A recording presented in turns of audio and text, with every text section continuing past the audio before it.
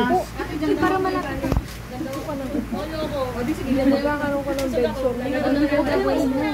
Para makita kang malapit. Bilis, pasok. Pasok ka yan.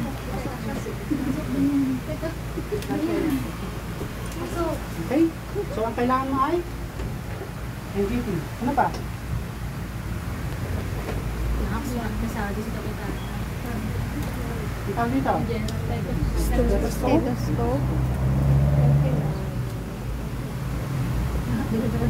Tawag dito? Pang feeding ano? Feeding bottle. Feeding bottle. Syringe. Okay? Balloon Ano syringe ba? sa big. Gloves, mask, ayun siya. Okay, ano pang kailangan mo? Lubricant, jelly. Pag walang lubricant jelly, Water. okay? Ano pa? Ano pang kailangan mo?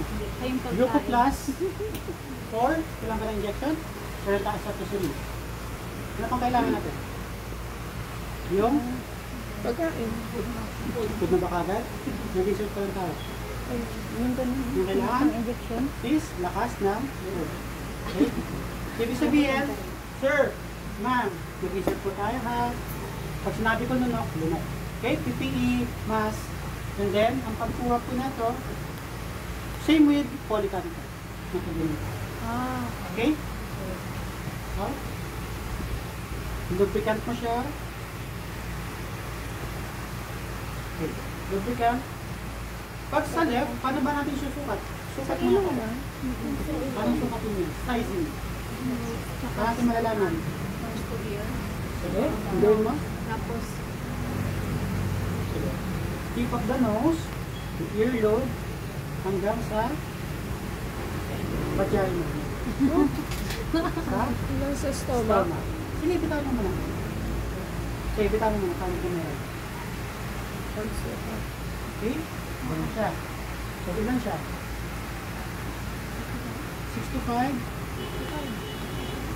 65 ba? 55 to 60. Okay? So, ang size niya is 55 to 60. Pero fed niya siya. Okay? And then, syempre, ano nang gagawin mo? Insert. Pag mag-insert tayo, wait lang dahil fed niya siya.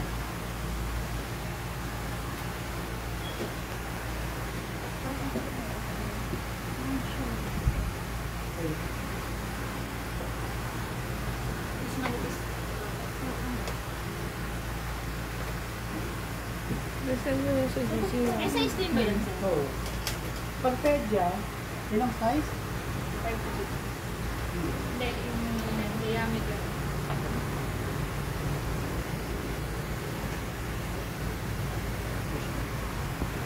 Okay.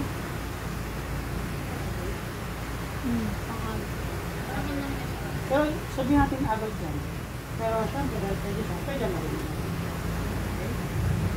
Okay. Ito na kadagdagan sa malaki sa Adult. French 16. Basta tatandaan nyo, pag adult, French 16 tayo lagi. Magpa-polycat, NGT mo niyan, French 16 yan. Insert. At sa left po tayo, sige, insert ko muna.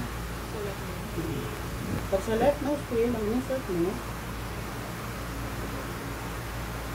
mamalalim po, dapat naka-hyper, ano siya, Maximum. Hindi naman. okay. Sabihin natin nasa 60-65 na siya.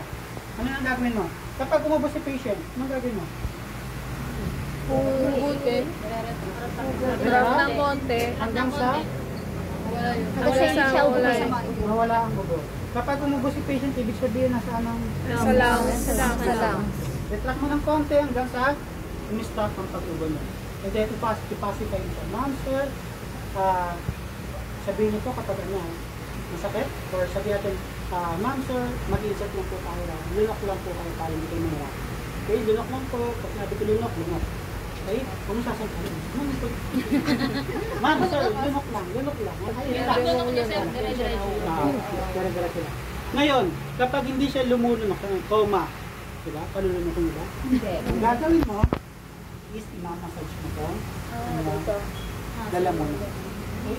Pag minasage mo yan, automatic yan. Lulunok yan. Nakakalunok siya. Kasi nag-produce siya tayo ng saliva. At hindi ka lumunok, defense meat mo, malulunok. Kaya kapag nila-search mo tayo, automatic yan, lulunok ko. Tingnan mo, kapag natutulog yung kapitbahay mo, Sir, paano mo malalaman kung nasa tamang way yun, kung kuma pala? ito, kapag stop ang kanyang pag-ubo, pag-coma. Sige.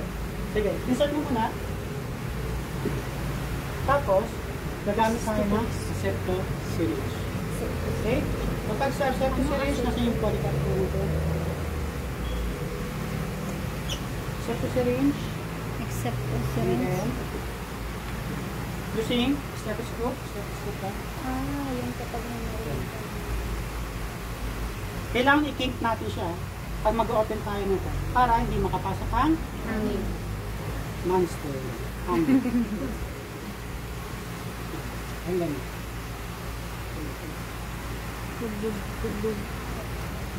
May tugtog ba?